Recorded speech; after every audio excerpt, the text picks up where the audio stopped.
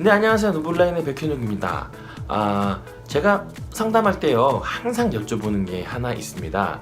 바로 결혼을 하셨는지 안 하셨는지를 항상 제가 여쭤보는데요. 차트에도 적혀 있어요. 차트에도 뭐 기혼, 미혼, 두 개만 만들어놨더니 좀 애매하신 분들이 있어서 거기다 이혼 이것도 적어놨는데 거기다 체크하시는 분들은 그렇게 많지 않더라고요.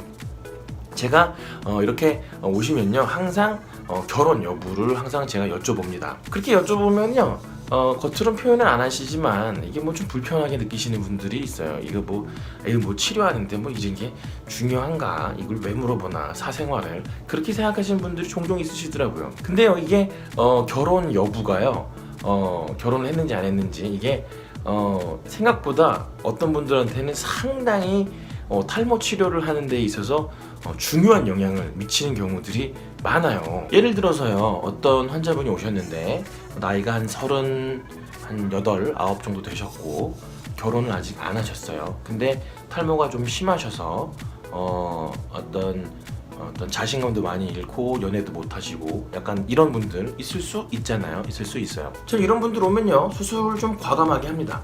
이 과감하게 한다는 게 무슨 뜻이냐면요, 몰래 모발 이식이라는 거는 탈모가 계속 진행이 될 수가 있으니까 이 뒤쪽에 있는 모발들을 좀 아끼면서 수술을 해야 되는 게 교과서적인 수술 방법이거든요.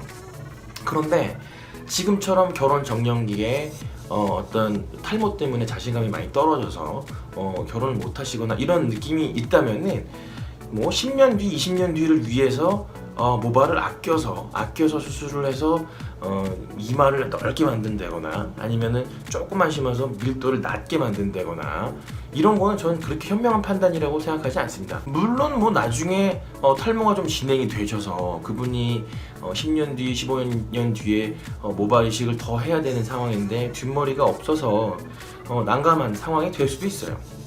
하지만 제가 이렇게 살아보고 이런 거 저런 거를 좀 환자분들이랑 이야기를 하면서 느낀 게 뭐냐면요, 남자가 결혼을 하고 가정을 꾸리고 이런 상태에서 탈모가 진행이 좀 된다고 해서 이게 어떤 이혼 사유가 된다거나 아니면은 와이프한테 대접을 못 받는다거나 이런 일은 잘 발생하지 않습니다. 그렇지 않지만 맨 처음에 애초에 결혼 상대자를 뽑을 때에 탈모가 너무 심하거나 그러면은 조금 결혼 대상자에서 조금 제외가 되는 그런 경우들을 많이 본다는 거죠. 상대적으로 결혼 후에는 탈모가 좀 진행이 돼도 그렇게 문제가 되지는 않는다는 겁니다. 제가 경험상으로 볼 때에는. 그래서 저는 그런 환자분들이 오셨을 때 결혼을 만약에 하셨다 그러면은 조금 그 뒷일을 조금 더 멀리 보면서 모낭을 좀 아껴가면서 나중에 또 수술하실 수도 있으니까